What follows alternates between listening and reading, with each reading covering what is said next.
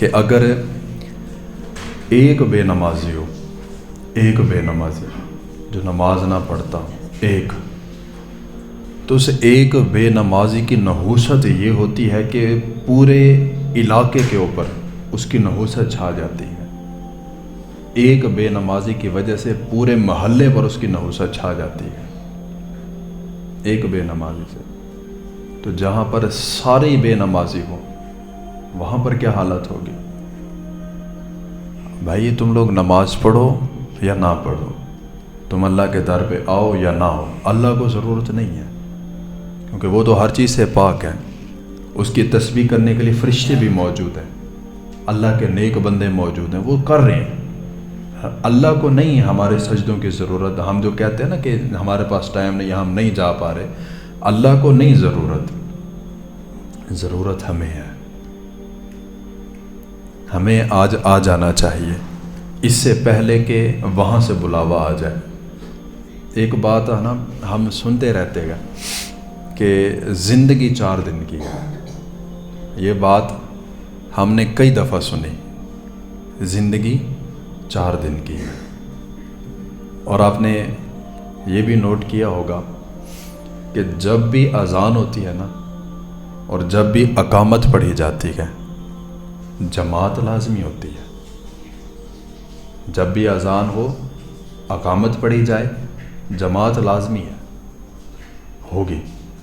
اور یہ عموماً بات ہے کہ جہاں بھی اذان ہوتی ہے، اذان سے 20 منٹ بعد جماعت کھڑی ہوتی ہے۔ اب وہ 20 منٹ کو ہم 5 پہ تقسیم کریں نا تو یہ 4 حصے بنتے ہیں۔ اسی چیز کی مشابہت دیتے ہوئے علماء نے لکھا کہ انسان کی زندگی کو 4 دن کا کہا گیا: بچپن، لڑکپن، جوانی اور بڑھاپا، بس ختم۔ یہ 4 دن ہیں۔ اب ان 4 دنوں میں کس نے رہنا ہے، پورے 4 دن کرنے ہیں، کس نے نہیں کرنے، وہ اللہ کو پتہ ہے۔ لیکن یہ ذہن میں رکھیں کہ جو بھی پیدا ہوتا ہے اس کے کان میں اذان دے دی جاتی ہے، ایک کان میں اذان، دوسرے کان میں تکبیر، اقامت۔ اذان بھی ہو گئی ہماری، اقامت بھی ہماری ہو چکی، اب صرف اور صرف انتظار ہے تو جماعت کا، کہ جب جماعت کھڑی ہوگی ہماری، بس ختم۔ یہی انسان کا کھیل ہے۔ اس کے بعد پھر جو ہونا ہے اس کے ساتھ، وہ پھر وہ جانتا ہے یا پھر اس کا رب جانتا ہے کہ کیا ہونا ہے۔ بھائی تم لوگ نماز پڑھو نہ پڑھو، تم اللہ کے گھر میں آؤ نہ آؤ، تم گناہ پہ گناہ کرتے چلے جاؤ، کوئی ٹینشن نہیں، لیکن مرنے کے بعد جو ہوگا وہ پھر دیکھیں گے۔ لوگ کہتے ہیں نا کہ جناب کوئی نہیں، ابھی زندگی چل رہی ہے، چلانے دے، کوئی نہیں، اللہ کی ناراضگی کو مول لے رہے ہیں، کوئی مسئلہ نہیں ہے۔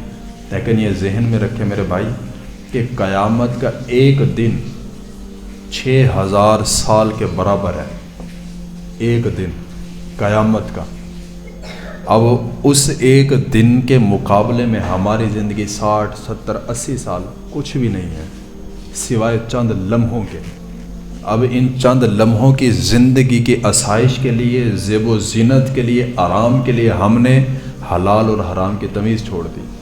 ان چند لمحوں کی زندگی کے لیے ہم نے اللہ کو چھوڑا، اللہ کے رسول کو چھوڑا، نماز چھوڑی، قرآن چھوڑا، سب کچھ چھوڑ دیا۔ کیا ہے جی؟ بس زندگی گزارنی ہے، وہ گزر جائے گی۔ کافی سارے ایسے نوجوان بھائی تھے، میرے دوست تھے، میرے بزرگ تھے، بڑے تھے، سنا ہم کہتے تھے کہ یار آپ نے بات کی بڑی اچھی، دل کو لگی ہے، چلو آج ہم ایسے گزار لیتے ہیں، کل ہم توبہ کر لیں گے، کل سے نماز بھی پڑھیں گے۔ تو ذرا قبرستان جا کے دیکھیں، ایسے بندوں کے ساتھ قبرستان بھرا پڑا ہے جو یہ کہتے تھے کہ کل ہم توبہ کریں گے، آج گناہوں کی زندگی گزار لیں۔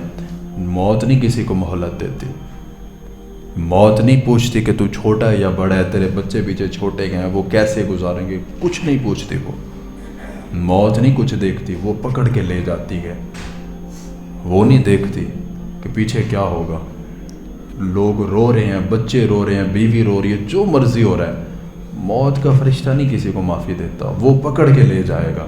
پھر تیرے ہیلے بہانے، تیری دکان، تیرا کاروبار، تیرا بزنس، تیرا پیسہ، تیرا بینک بیلنس، تیری گاڑی، تیرے بنگلے، سب کچھ پیچھے رہ جائے گا، آگے تو جائے گا۔ اب میں یہ آخری بات آپ کو بتانے لگا ہوں کہ ہم ساری زندگی نا 4 چیزوں کی دوڑ میں لگے رہتے ہیں ساری زندگی۔ ایک کہ یار میرا نام اچھا ہو، میرا نام اچھا ہو۔ دوسرا میرا مکان اچھا ہو۔ تیسرا میرا لباس اچھا ہو۔ یہ 3 چیزیں ہر انسان اس کے پیچھے لگ کے اپنی آخرت تباہ کر رہا ہے۔ یہی 3 چیزیں، نام اچھا ہو، مکان اچھا ہو، لباس اچھا ہو۔ لیکن یہی 3 چیزیں جس کے پیچھے ہم نے اللہ اور اس کے رسول کو چھوڑ رکھا، بھلا رکھا، مرنے کے بعد یہی 3 چیزیں سب سے پہلے ہم سے چھینی جائیں گی۔ نام جتنا مرضی بڑا ہو، مرنے کے بعد تیرے نام کے سارے الفاظ آگے پیچھے سے ہٹا کے نہ صرف مرحوم لکھ دیا جائے گا۔ اب میرا نام جتنا مرضی بڑا ہو، جب میں مر جاؤں گا میرے نام کے ساتھ لکھا جائے گا محمد ندیم مرحوم، ختم قصہ کہانی۔ دوسری چیز، ہم نے اپنے لباس کے لیے اپنے تن من کو گندا کیا، مرنے کے بعد وہی ہمارا لباس پھاڑ کے اتاریں گے اور کفن پہنا دیں گے۔ کہاں گیا تیرا لباس؟ کہاں گیا وہ تیرا شان و شوکت؟ سب ختم۔ وہ سٹیٹس تیرا، وہ تیرے کپڑے، وہ تیری پرسنالٹی سب زمین بوس ہو جائے گی۔ تیسرے نمبر پہ مکان، جس کے پیچھے ہم نے اللہ اور اس کے رسول کو ناراض کر رکھا ہے۔ اتنا بڑے بڑے گھر بنا دیے، حرام حلال کی تمیز نہیں کی، نہ نماز پڑھی، نہ قرآن پڑھا، کچھ بھی نہیں کیا، اللہ کو ناراض کیا۔ جب ہم مریں گے وہ مکان ہم سے چھین لیا جائے گا۔ کیا ہوگا؟ قبر کی زندگی، 2 گز زمین کا ٹکڑا، بس۔ تو میں آپ کو صرف اور صرف اتنا کہوں گا کہ بھائی تم لوگ نماز پڑھو یا نہ پڑھو، تم جو مرضی کرو، مرنا تو ہے، جانا تو ہے۔